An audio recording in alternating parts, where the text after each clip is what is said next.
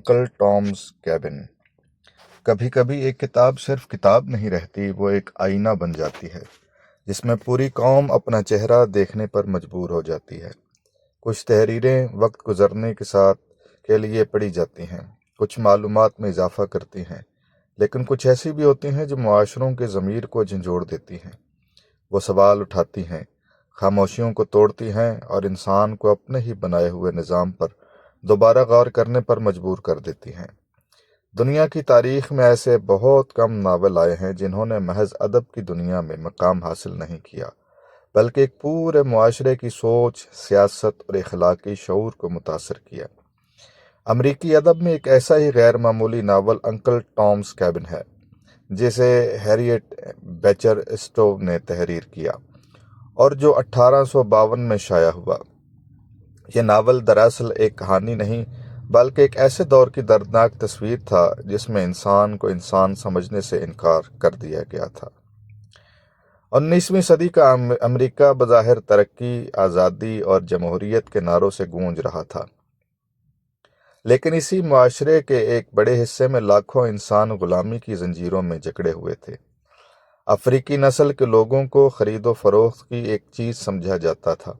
ان کے جذبات، خاندان، خواب اور انسانی وقار کی کوئی حیثیت نہیں تھی۔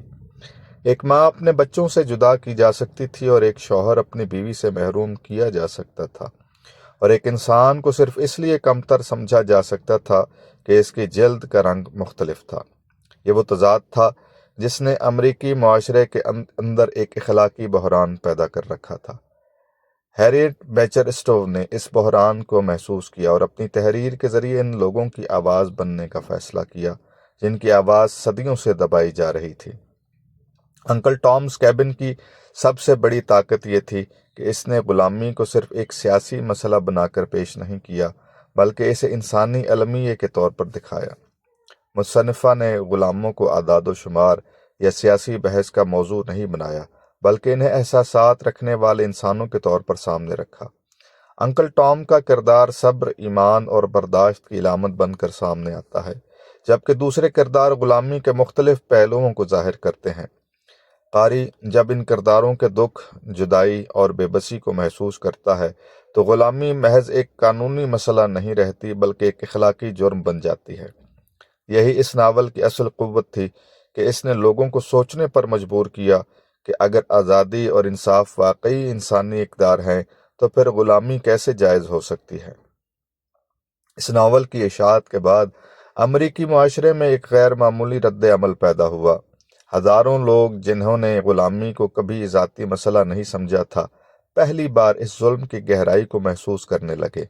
شمالی امریکہ میں غلامی کے خلاف تحریک کو ایک نئی توانائی ملی۔ کہا جاتا ہے کہ اس ناول نے امریکی خانہ جنگی سے پہلے رائے عامہ کی تشکیل میں اہم کردار ادا کیا۔ اگرچہ تاریخ کے بڑے واقعات کئی عوامل کا نتیجہ ہوتے ہیں، لیکن اس بات سے انکار نہیں کیا جا سکتا کہ بعض کتابیں لوگوں کے دلوں میں وہ سوال پیدا کر دیتی ہیں جو بعد میں بڑے سماجی تغیرات کا سبب بنتے ہیں۔ ایک صدر یا سیاستدان قانون بنا سکتا ہے، لیکن ایک ادیب انسان کے اندر اخلاقی بیداری پیدا کر سکتا ہے۔ یہاں فکشن کی اصل طاقت سامنے آتی ہے۔ عام طور پر ہمارے ہاں ناول کو محض خیالی داستان سمجھ لیا جاتا ہے اور اسے علم یا سنجیدہ فکر سے الگ تصور کیا جاتا ہے، لیکن حقیقت یہ ہے کہ ایک اچھا ناول انسانی نفسیات، معاشرتی رویوں اور اخلاقی مسائل کو اس انداز میں سامنے لاتا ہے جس طرح کبھی کبھی خشک علمی تحریریں بھی نہیں لا سکتی۔ تاریخ ہمیں بتاتی ہے کہ انسان صرف دلیل سے نہیں بدلتا، بلکہ وہ احساس سے بھی بدل جاتا ہے۔ ایک فلسفیانہ مضمون ہمیں کسی مسئلے کی اہمیت سمجھا سکتا ہے، لیکن ایک طاقتور کہانی ہمیں اس مسئلے کو محسوس کرا دیتی ہے۔ یہی وجہ ہے کہ انکل ٹام's کیبن جیسے ناول نے وہ اثر پیدا کیا جو محض سیاسی تحریریں شاید نہ کر سکتیں۔ ہمارے معاشرے کے لیے بھی اس ناول میں ایک گہرا سبق موجود ہے۔ ہر دور میں کچھ ایسے مسائل ہوتے ہیں جنہیں لوگ معمول سمجھ کر قبول کر لیتے ہیں، کبھی ناانصافی، کبھی غربت، کبھی طبقاتی فرق اور کبھی کمزور انسانوں کے حقوق کی پامالی۔ ایک بڑا ادیب وہ ہوتا ہے جو ان پوشیدہ دکھوں کو الفاظ دیتا ہے اور معاشرے کو مجبور کرتا ہے کہ وہ اپنے رویوں کا جائزہ لے۔ ہیریئٹ بیچر اسٹوو نے بھی یہی کام کیا۔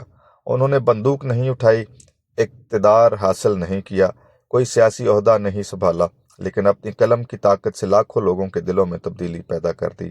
یہی ادب کی عظمت ہے۔ انکل ٹام's کیبن ہمیں یاد دلاتا ہے کہ ایک اچھا ناول صرف تفریح نہیں ہوتا، وہ ایک اخلاقی قوت بھی بن سکتا ہے۔ وہ انسان کو دوسرے انسان کے دکھ سے جوڑ سکتا ہے، معاشرے کی خامیوں کو نمایاں کر سکتا ہے اور آنے والی نسلوں کو بہتر راستہ دکھا سکتا ہے۔ قومیں صرف سڑکوں، عمارتوں اور اداروں سے نہیں بنتی، وہ اپنے ادب، اپنے خیالات، اپنے اخلاقی شعور سے بھی تعمیر ہوتی ہیں۔ ہیریئٹ بیچر اسٹوو کا یہ ناول ایسی حقیقت کا زندہ ثبوت ہے کہ کبھی کبھی ایک کتاب پوری قوم کے ضمیر کو بیدار کر دیتی ہے۔